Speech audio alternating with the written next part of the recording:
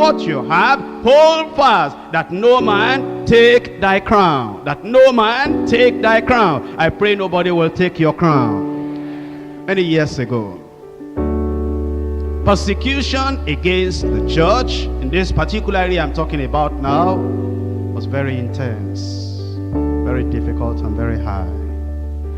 And there were these people that were Christians, and they decided that they were going to kill them, but not by shooting them. They were going to kill them by making them die slowly. And you see, that kind of death is very, very painful. If somebody is shot, within a few minutes, the fellow is gone. But this one came with torture because of its being gradual. They put a terrible block, and you know, this kind of block, maybe you've not seen that kind over here. There was a particular place I was ministering. And because they used that hall for what they call skating. And then they put solid ice on the ground. And the ice will look like just the ground where you are now, very, very solid.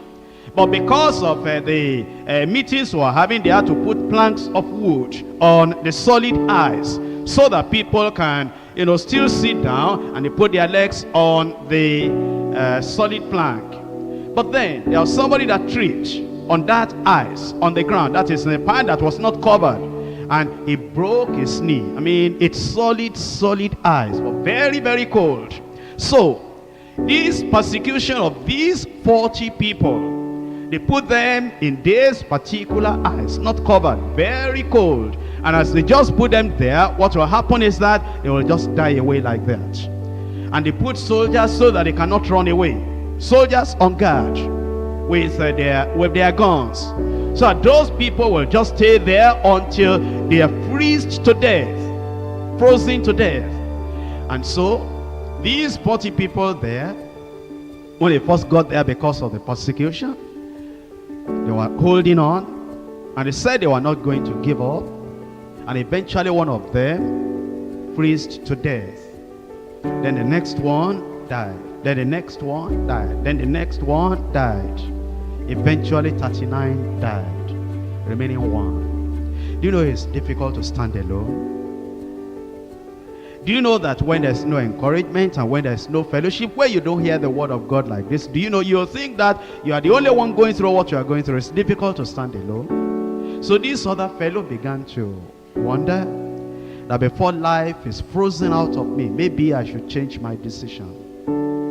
And eventually, one of these soldiers there, he had been looking at what was going on. Sometimes God opens the eyes of unbelievers. Like he opened the eyes of Nebuchadnezzar and gave him that dream that Daniel interpreted. Like he opened the eyes of Pharaoh and gave him those two dreams that Joseph interpreted. Like he opened the eyes of the wife of Pilate and gave her that dream that he eventually said, don't do anything with that innocent man. He opened the eyes of this soldier carrying the gun and watching over these people that were dying one by one. And he saw that these people, immediately they die, a crown will be put on them, and then they fly away. He was saying, what? Glorious death?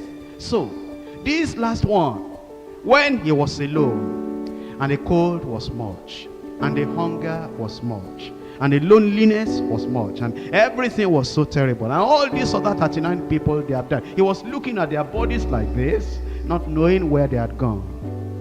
He told those soldiers, he said, I give up. I can't continue again. I can't endure again. That soldier that God opened his eyes said, you don't want to continue, come out of the ice, let me take your place. And took his place and got his crown. Hold fast what you have, that no man will take your crown. We don't know when Jesus is coming.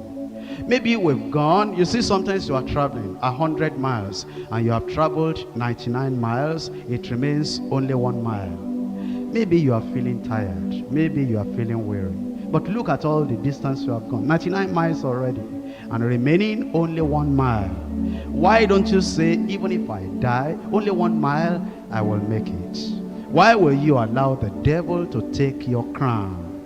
here we are. Look at how you have prayed. Look at what God has done in your life. Look at the endurance. Look at what we have suffered already. Look at the hunger. Look at the joblessness. Look at how your family rejected you. And we have come to this point now. Is it at this point we will say, I cannot continue again? I cannot follow again? Who will take your crown? Who will take the stars out of your crown? Where do you want to spend eternity? How do you want to end your Christian journey? You have borne the cross to this point. Can you not bear the cross for the little space that remains? You have been a conqueror up to this point. Can't you remain a conqueror for the little time that remains, so that nobody will take your crown? I pray nobody will take your crown. The devil wants you to lose your life, to lose the crown. But Jesus is saying, my son, my daughter, my child, a little bit more endure. A little bit more endure. A little bit more endure. We shall soon be whole. Let's rise up and pray.